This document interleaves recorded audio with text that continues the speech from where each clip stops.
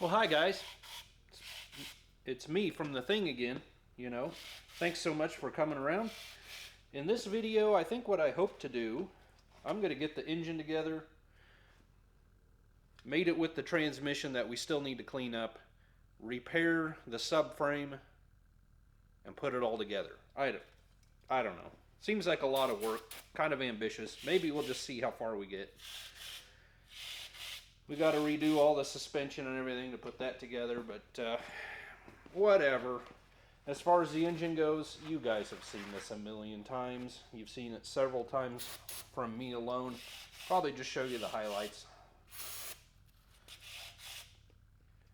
Right now, I'm just going to clean the rust.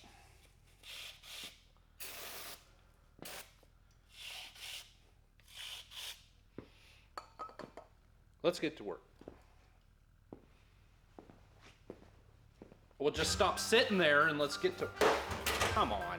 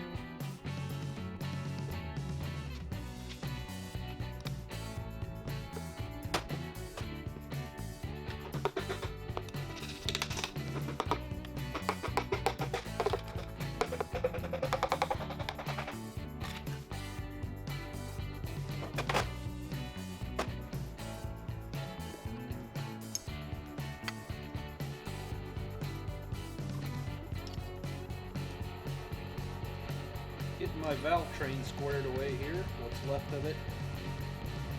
I'm still trying to, well, I still have some of these TRW assembly lube bottles. Looks like the Permatex type of thing. I don't know how long it's been hanging around here. And I think I mentioned it probably on that Stowbolt 235 video for the white 48. How strong smelling this stuff is. I mean, it's unusual. Like this melling bottle that came with the camshaft, I put some on my finger, you can't even smell it at all. And this stuff has got a definite wang, and if you do it barehanded, like I foolishly am again, get it all over you, it sticks with you for a while, you know. It's like hot road tar, but there's a hint of something else going on in there. And I don't know that it's good. But anyway, it'll suit our purpose and we'll get rid of it and save some money, and on we go. The first three on the left bank, the ball was stuck down in the rocker. I had to pop them out of there, and they are all kind of scored up. The very first one was kind of pitted. I don't know if that was, you know, since we had a bunch of junk built up, certainly in the block, but may have been in the head too. I can't remember if this coolant passage was,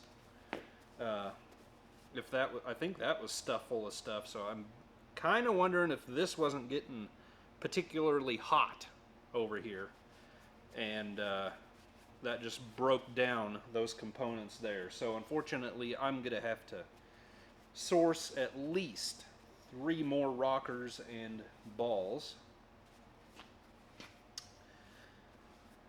and then we can move on.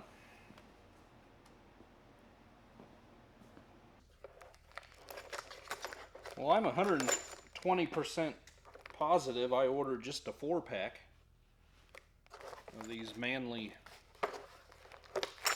rocker arm kit here. I don't know. Take what we can get, right?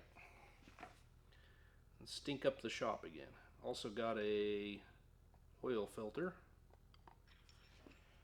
wicks there. So we're going to slap these on. And I could not find my oil pickup tube and screen, so I got a melling there. So once I get all of this kind of cinched down, we can flip it over again, and I'll get that on.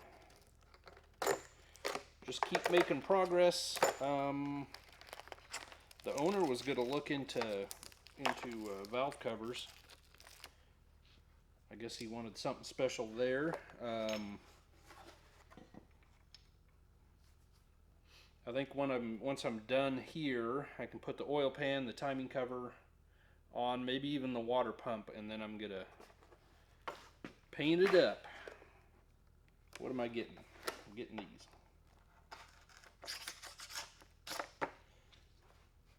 I made a nice little Christmas tree with the things, you know. Someone has artistic flair.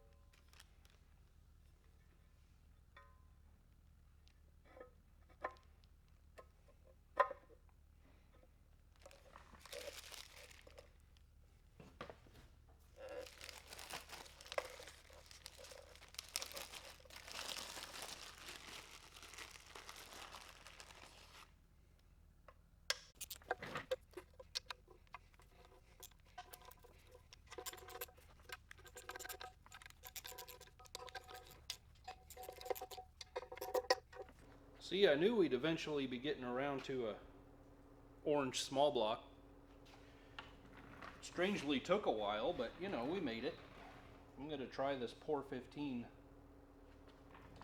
just paint on product here and see how that goes.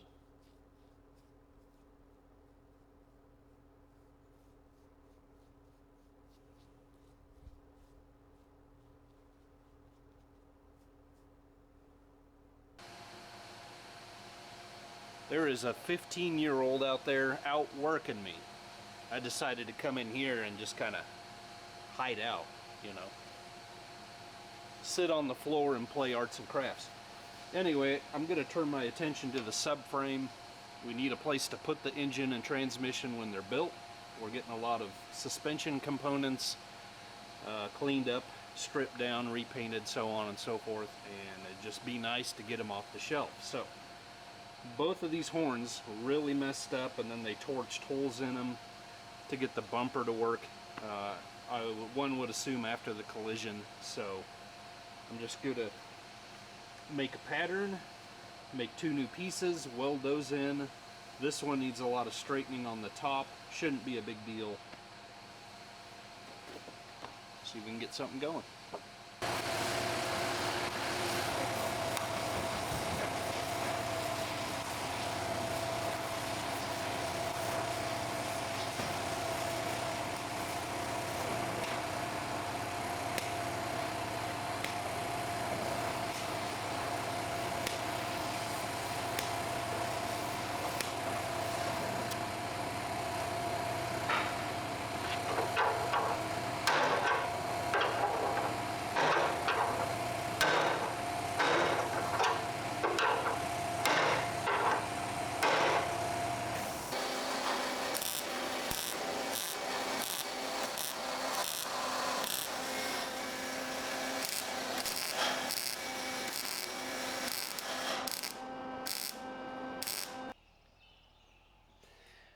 Yeah, a guy had to wrap himself in blue paper towels and masking tape and go visit my resident nurse at home.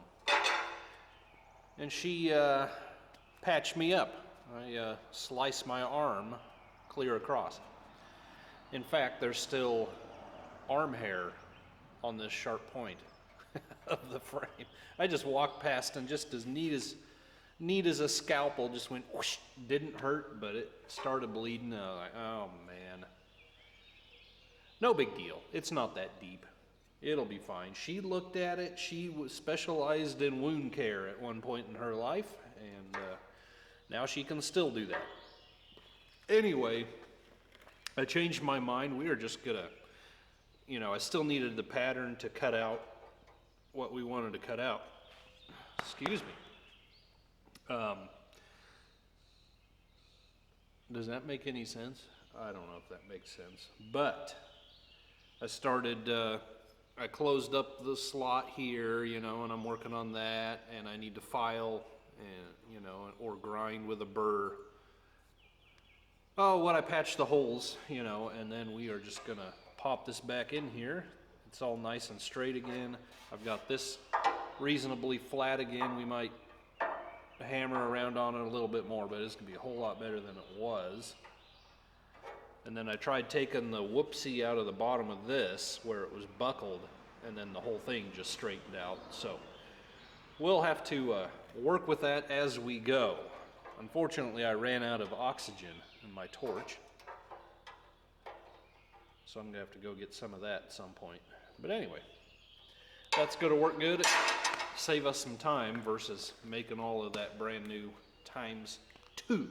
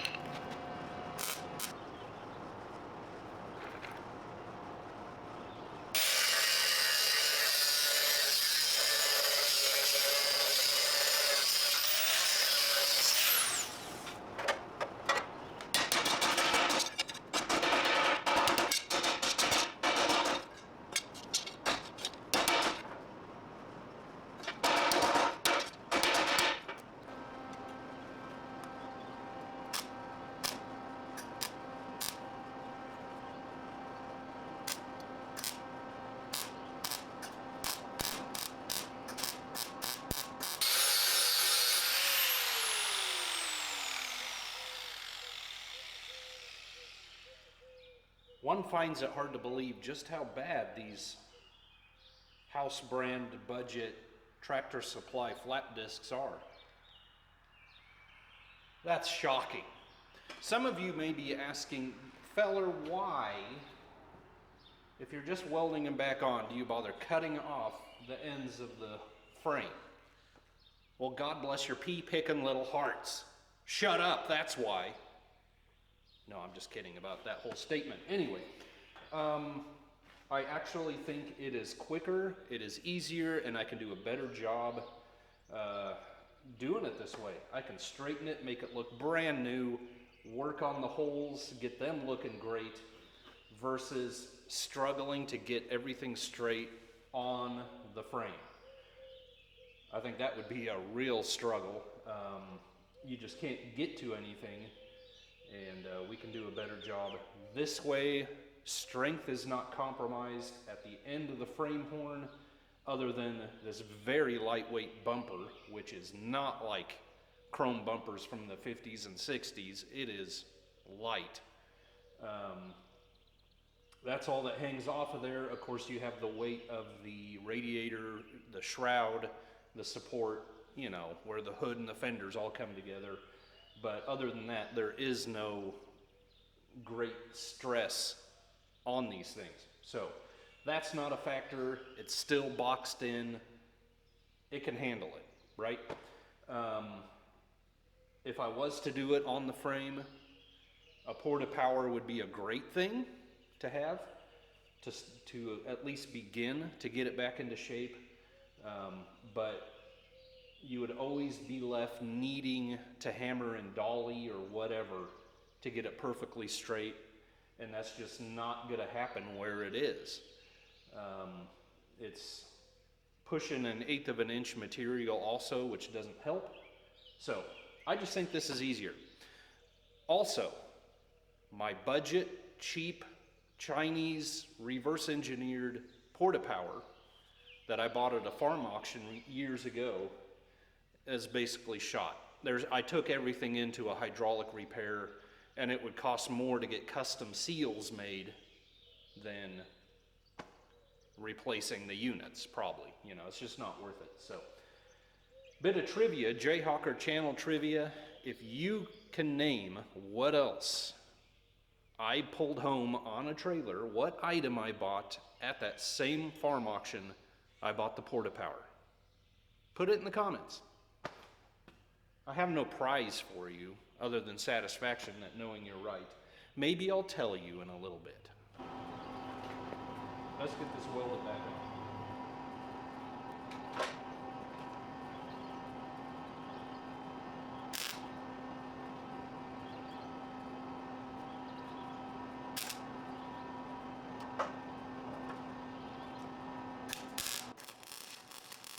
Now I have a little bit more work to do, finishing up, cleaning up, welding on the insides of the frame, so on and so forth.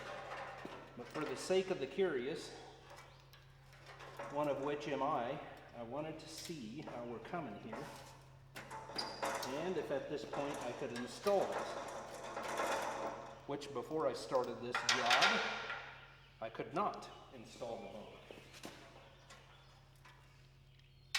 I know it came in installed, but it did not easily want to go back on, I'll put it that way.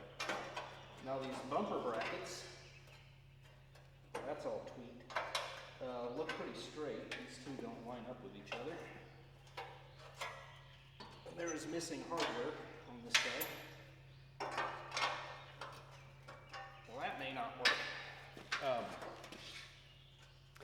I'm guessing this may have been a salvaged bumper following the collision, you know, because the brackets are pretty straight. Well, come on.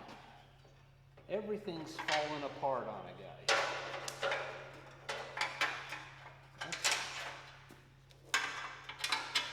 Should have grabbed some nuts, I guess.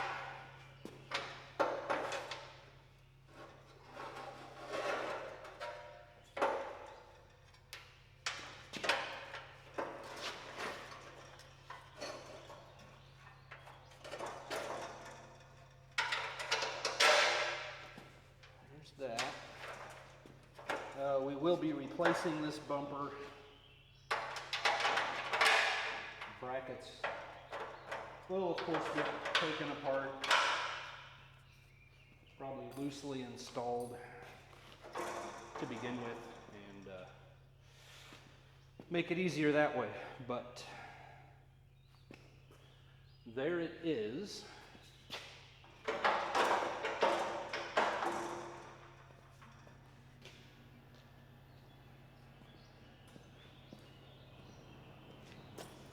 And if I could line these two up, I could get that one in, but I'm not going to struggle with that right now.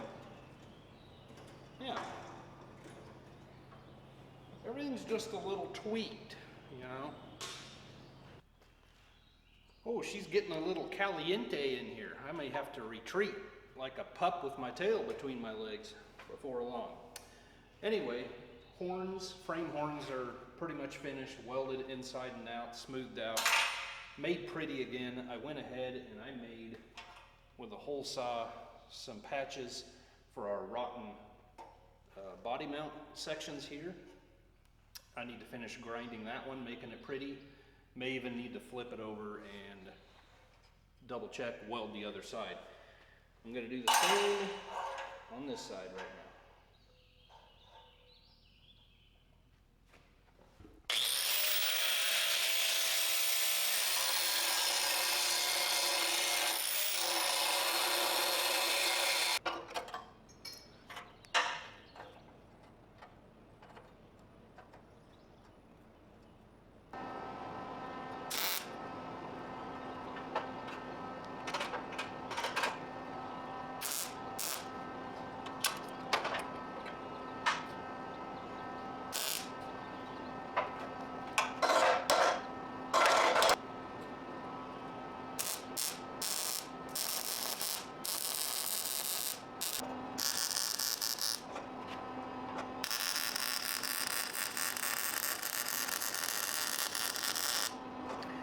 Well, I think I'm pretty much got it. I got everything welded up on the bottoms as well. So we're just probably gonna leave that. That's left to do here is probably just clean up some of the original welding, as the evidence points to it was probably somebody's first day at GM, you know, when this thing was made. No, who knows what was going on. It survived 50 years or whatever, and a collision along the way. It's good enough. So, but yeah, I'll probably clean up some of that nonsense I have on the top side already, and we're gonna call this basically done.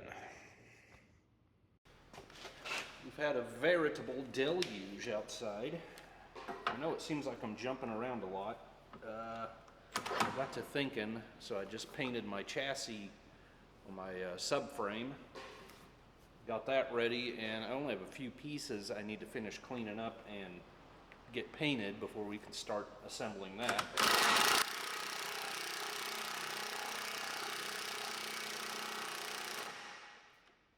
So I really need to get these control arms going.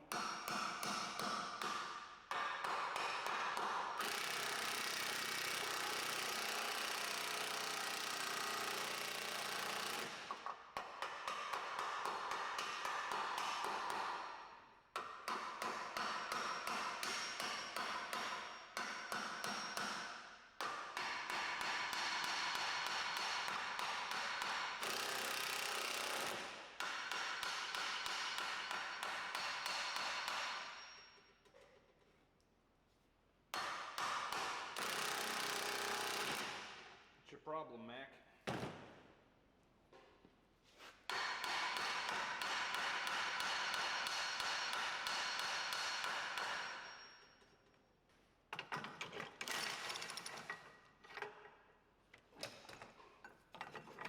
Try on the other one.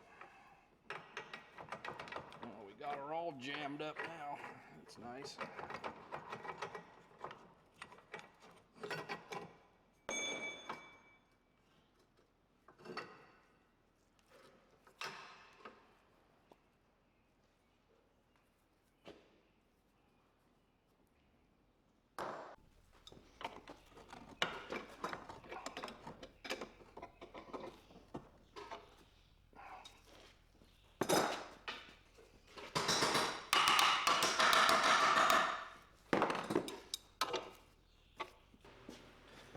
typical ball joint tool, you just cannot fit all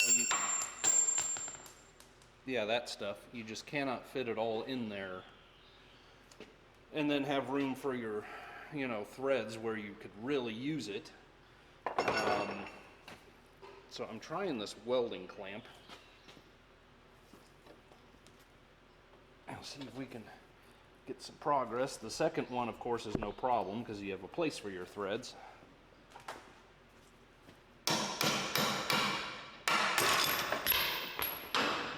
Bob's your uncle.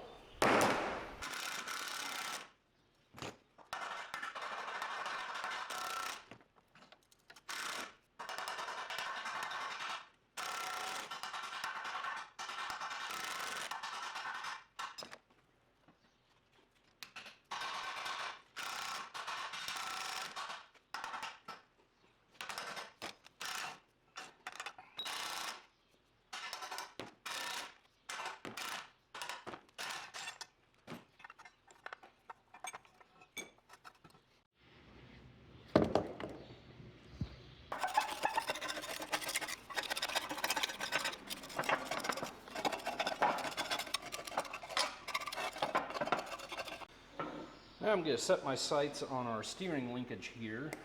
The only thing I believe I am lacking brand new is our adjusting sleeve, so I'm going to make a call. They didn't answer actually when I just tried, so I will try to track some of those down, but not a big deal if we need to reuse these. Why is there a... It just felt like there's a... okay. Anyway, got to strip down to the center link here. Get that cleaned up.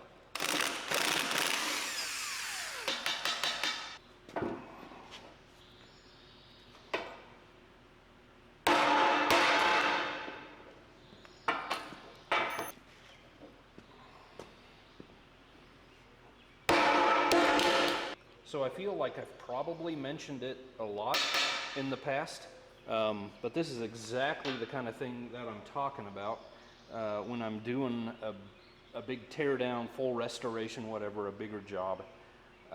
Absolutely take pictures, use labeled bags for hardware, and a notebook dedicated to that vehicle, and write things down that you think you'll forget, and this is exactly one of those.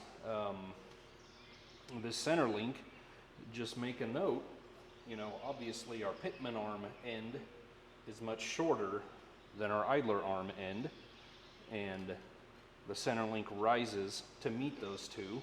So just write that down in a notebook, and that will save you, how much time will that save you having to get online or start thumbing through manuals, hoping for a picture, or trying to call someone else that has one, similar vehicle, and getting them to lay on the floor and look, how in the world does that thing go? Or, the trial and error of you trying to put it together on the vehicle. Just write it down, fella. Boom.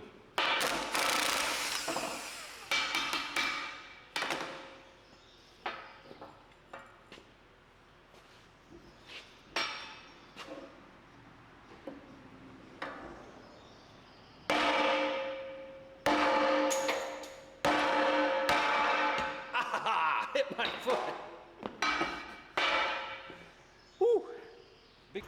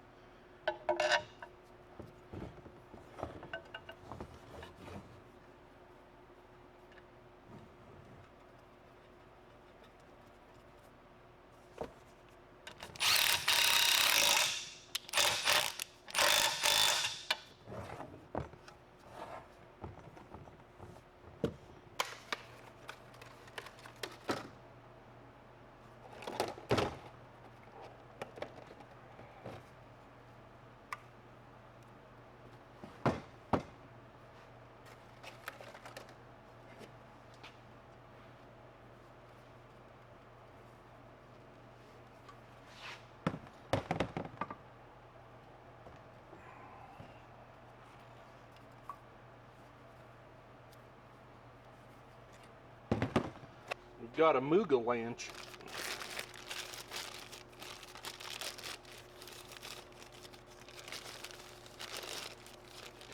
Oh, that's wrong. Unless that comes out. The old, I don't know.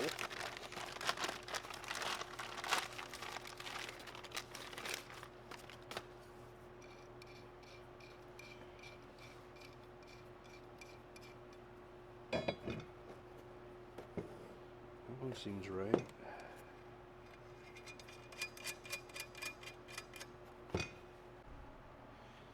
Yeah, that's really odd. I'm not sure what application that would be, and anymore I really don't even know where I bought this from.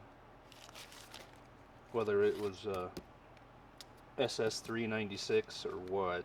Anyway, it's very odd, so that means the tapered portion of the thing, you know, the thread and the tapers would be in the center link, not in the idler arm. Very strange. It says 68 to 74 GM idler. Oh well. Moving on. Getting the tie rod assemblies going. Long one is the inner. Putting an anti-sneeze on the threads. The old ones, the originals, the ones we took off, whatever they are, were set both at roughly 15 and a half. So that's what I'm gonna shoot for here, and of course we will get in alignment before it goes home.